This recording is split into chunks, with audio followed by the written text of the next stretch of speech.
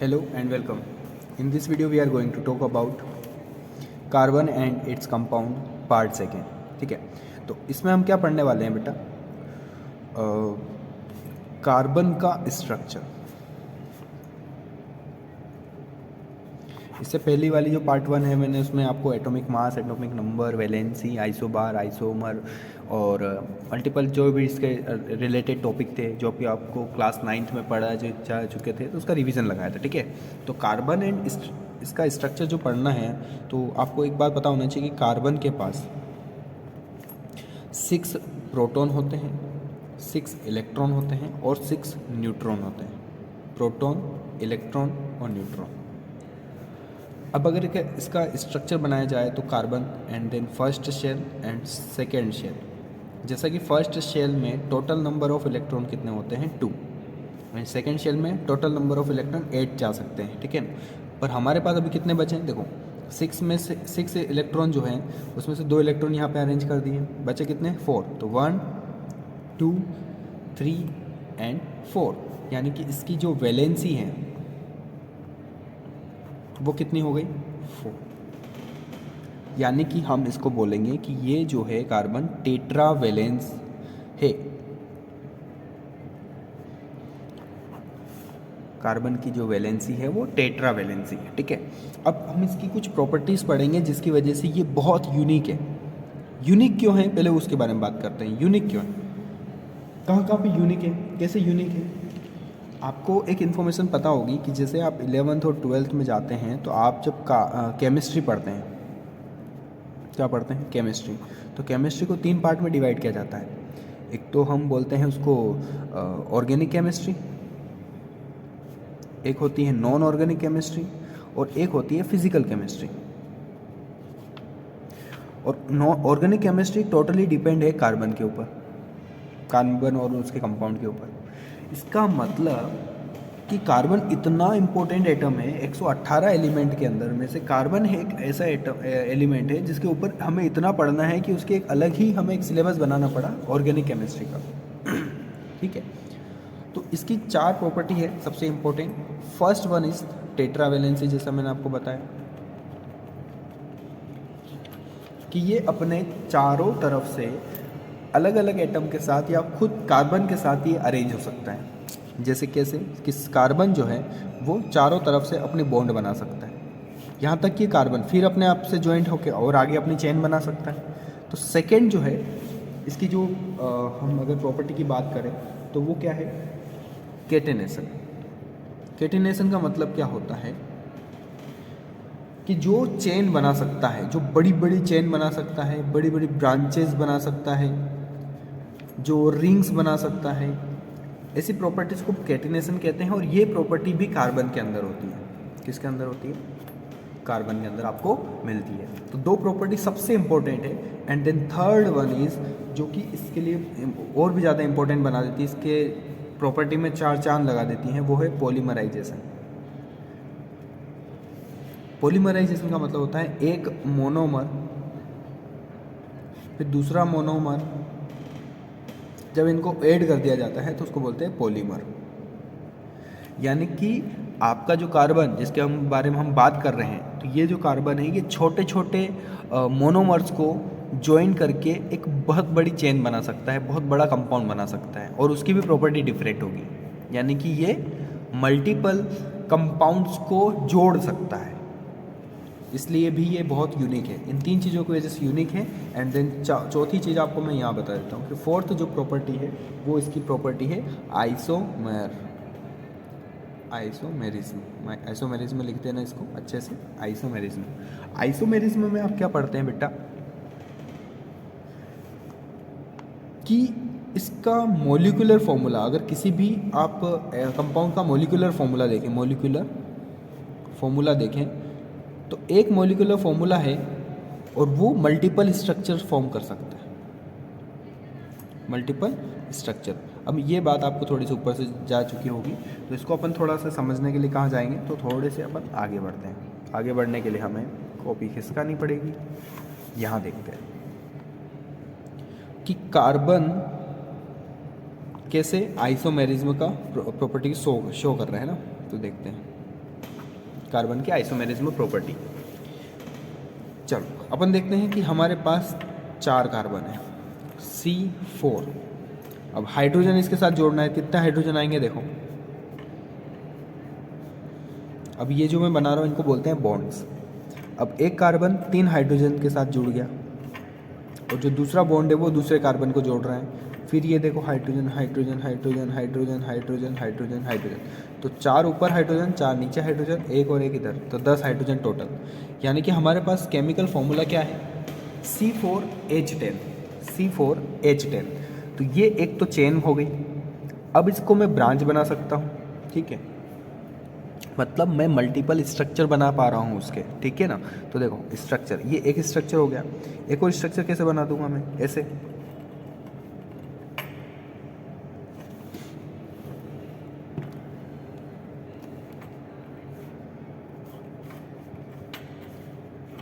Hydrogen hydrogen hydrogen hydrogen hydrogen hydrogen hydrogen hydrogen hydrogen and hydrogen.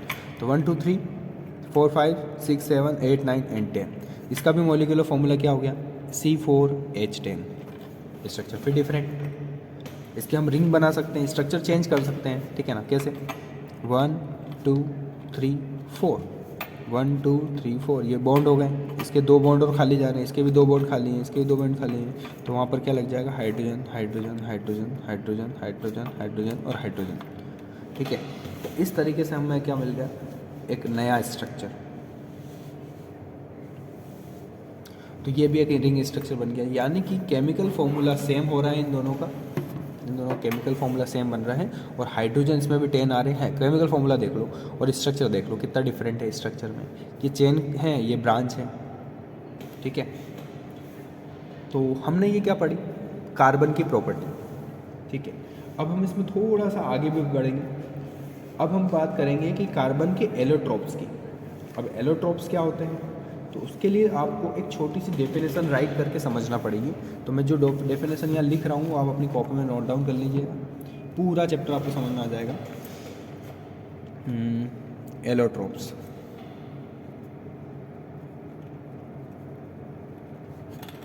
अब allotropes इसको बोलते हैं, तो लिख देना different form of an element. एक एलिमेंट के अलग अलग form, that has same chemical property but different physical property,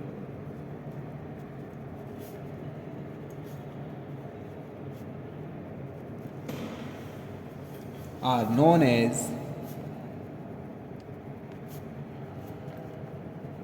allotropes.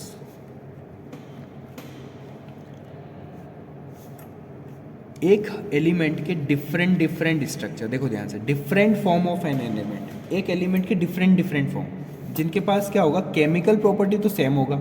आपको उसमें कार्बन और हाइड्रोजन मिल जाएगा, जो भी मिलना है सब। सपोज अपन कार्बन कार्बन मान लेते हैं, कार्बन आपको उसमें भी मिलेंगे, दूसरी चीज़ में मिलेंगे, तीसरी चीज़ में मिलेंगे, पर तीनों का फिजिकल प्रॉपर्टी चेंज होगा। जैसे कैसे, अब आपको समझ में नहीं आ रहा होगा तो उसके लिए अपन एक एग्जांपल लेते हैं। अब एग्जांपल में हम लेते हैं कार्बन में, आपने डायमंड का नाम तो सुना ही है, ठीक है। ग्रेफाइट का नाम भी सुना होगा। वो कार्बन का एक नया एलोट्रोप आया है, अभी फाइंड आउट हुआ है, उसको फुलरेंस कहते हैं, फुलरेंस, ठीक है। तो डायमंड, ग्रेफाइट एंड फुलरेंस, ये तीनों की तीनों जो चीज़ें ना बेटा एक ही चीज़ से मिलके बनी है, जिसका नाम है कार्बन। अब इसको डेफिनेशन में जमाओ, different form an element, element के डिफरेंट फॉर्म, एलिमेंट कौन सा एलिमेंट, कार्बन एलिमेंट के different form, diamond, graphite and fullerenes, that has same chemical property. Chemical property देखें सब में कार्बन कार्बन कार्बन, जो इसमें है ना वो इसमें मिलेगा, जो इसमें है वो इसमें मिलेगा, और जो इसमें है वो इसमें मिलेगा, पर डिफरेंट फिजिकल प्रॉपर्टी, उनकी फिजिकल प्रॉपर्टी डिफरेंट हो जाती है। डायमंड एक बिल्कुल एक शाइनिंग, एक अलग ही क्रिस्टल है। ग्रेफाइट एक बिल्कुल डार्क मिलेगा आपको। आप पेंसिल की नोक देख लें, आपकी जो पेंसिल बनती है वो ग्रेफाइट से बनती है, और बिल्कुल एक स्लिपरी सब्सटेंस होता है ये, स्लिप करता है एकदम। और फुल रिंग्स बिल्कुल एक अलग होता है, ये बिल्कुल एक सर्कल फॉर्म में दिखता है। आपको इसकी इमेज आपको दिखा दी जाएगी जब अपन इनके एक एक टॉपिक के बारे में पढ़ेंगे, आपको स्क्रीन पे दिख जाएगी सारी चीज़ें। तो अपन बात करते हैं सबसे पहले डायमंड, जो कि कार्बन का एक एलोट्रोप है, ठीक है। तो कार्बन जो है वो डायमंड बना रहा है, तो कैसे बना रहा है? तो डायमंड की प्रॉपर्टी जो मैं यहाँ लिख रहा हूँ आप नोट डाउन कर लीजिएगा।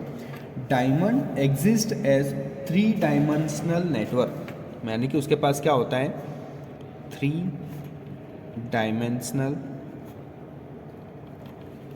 नेटवर्क होता है, यानी कि वो 3 डायमेंशनल में अपना नेटवर्क बना रहा है डायमंड, जिसकी वजह से वो क्या होता है, हार्ड हो जाता है, यानी सबसे स्ट्रॉन्गेस्ट सब्सटेंस माना जाता है, स्ट्रॉन्गेस्ट सब्सटेंस।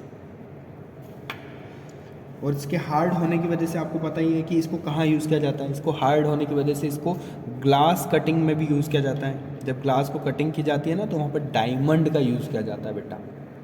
जो डायमंड एक कटर होता है, ग्लास कटर, उस कटर के जस्ट नोक पर आपको वहाँ पे क्या दिखता है, वहाँ पर आपको दिखेगा डायमंड लगा हुआ। आप कहीं भी किसी भी ग्लास फैक्ट्री में जाके वहाँ पे चेक करना है कि ग्लास कटिंग के लिए वो क्या यूज़ कर रहे हैं, ठीक है। चौथा इसकी प्रॉपर्टी क्या है, सबसे हार्डेस्ट है, और हार्डेस्ट के अलावा इसकी मेल्टिंग पॉइंट जो है ना बिल्कुल हाई है। हार्ड होने की वजह से इसकी मेल्टिंग पॉइंट भी क्या है, हाई मेल्टिंग पॉइंट।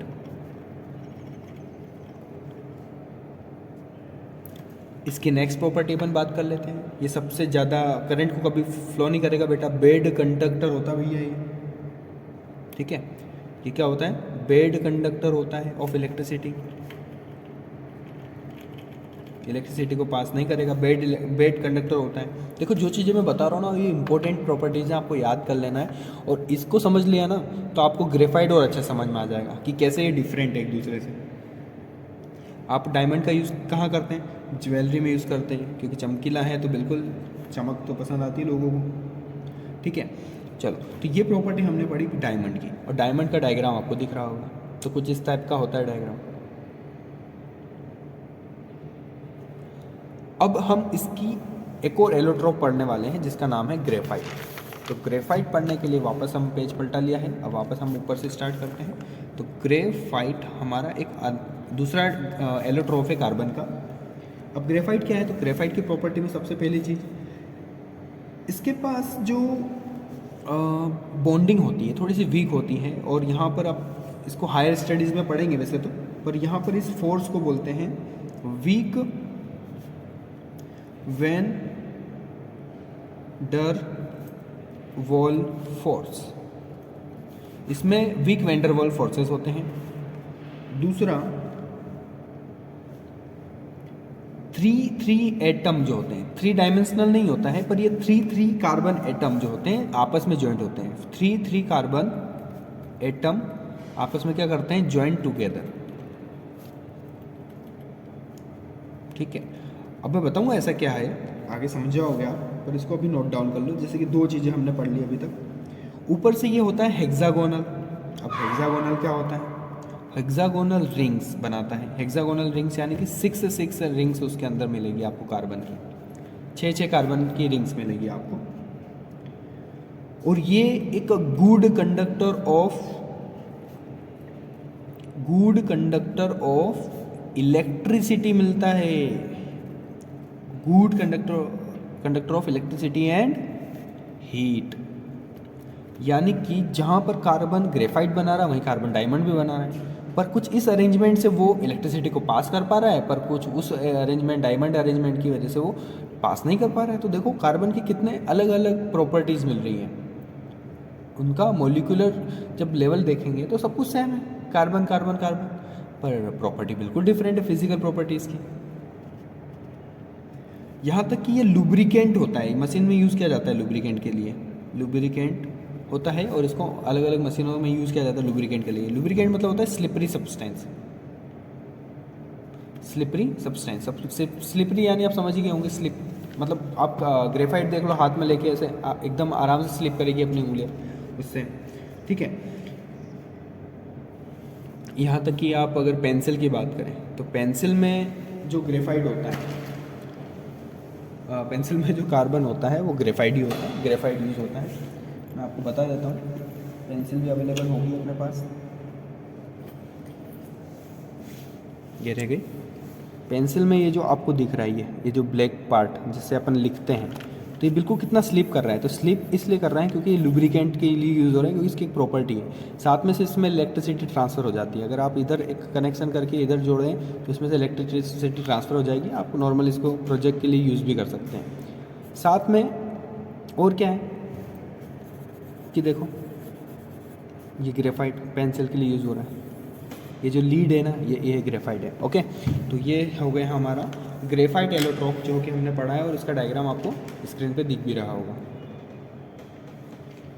अब जो लास्ट टॉपिक है हमारा एलोट्रोप्स का, वो है लास्ट वन इज़ फ्लोरेंस, फुलरेंस। मैं क्या पढ़ रहा हूँ, फुलरेंस, ठीक है, FULLERENC, फुलरेंस। अब फुलरेंस एक नया अभी एलोट्रोप है जो फाइंड आउट हुआ है।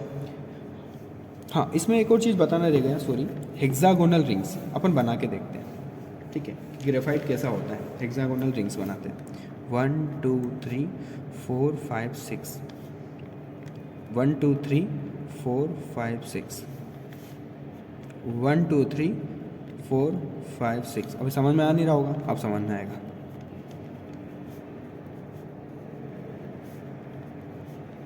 ये देखो, ये कुछ ऐसे रिंग अरेंज हो गई हैं, देखो।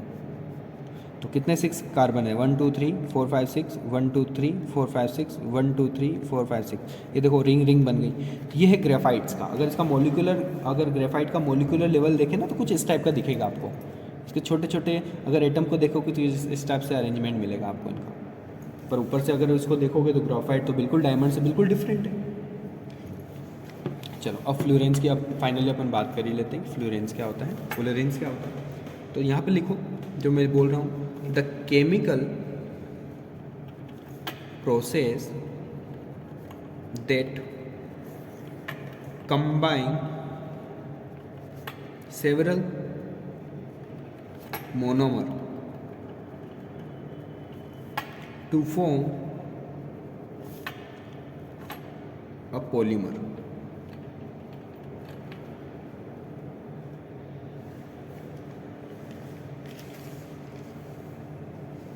अब ये क्या हुआ, इसकी प्रॉपर्टी में इसकी डेफिनेशन नहीं है, यानी कि क्या हो रहा है, मल्टीपल कंपाउंड को ये क्या कर रहा है, जोड़ रहा है। अब कैसे जोड़ रहा है, तो फ्लोरेंस के बारे में डिटेल हो कि कैसे ये मल्टीपल मोनोमर्स को जोड़ रहा है, ठीक है। तो देखो कैसा स्ट्रक्चर होता है, it is a hollow cage होता है, जैसे फुटबॉल होती है वैसे, विच एग्जिस्ट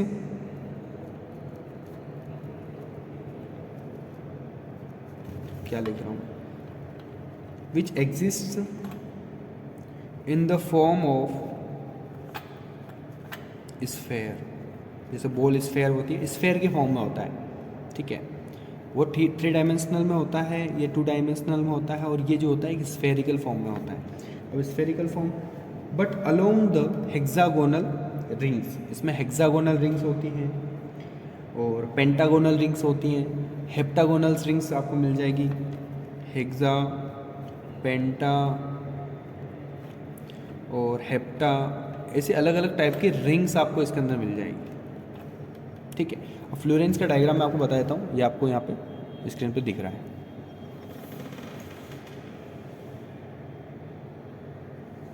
तो पार्ट 2 में हमने आज क्या क्या पढ़ा, हमने इसमें अलग अलग टाइप की जो 4 प्रॉपर्टीज़ होती है कार्बन की वो डिस्कस करी, और साथ में एलोट्रोप्स की डेफिनेशन के साथ साथ उसके 3 एलोट्रोप्स पढ़े कार्बन के। पहला इसमें हमने पढ़ा डायमंड, दूसरा ग्रेफाइट एंड तीसरा फ्लोरेंस पढ़ा, और ये तीनों की तीनों चीज़ें आपको स्क्रीन पर दिख रही है, ठीक है। अभी पार्ट 3 में हम आगे के चैप्टर को कवर करेंगे। Okay, bye.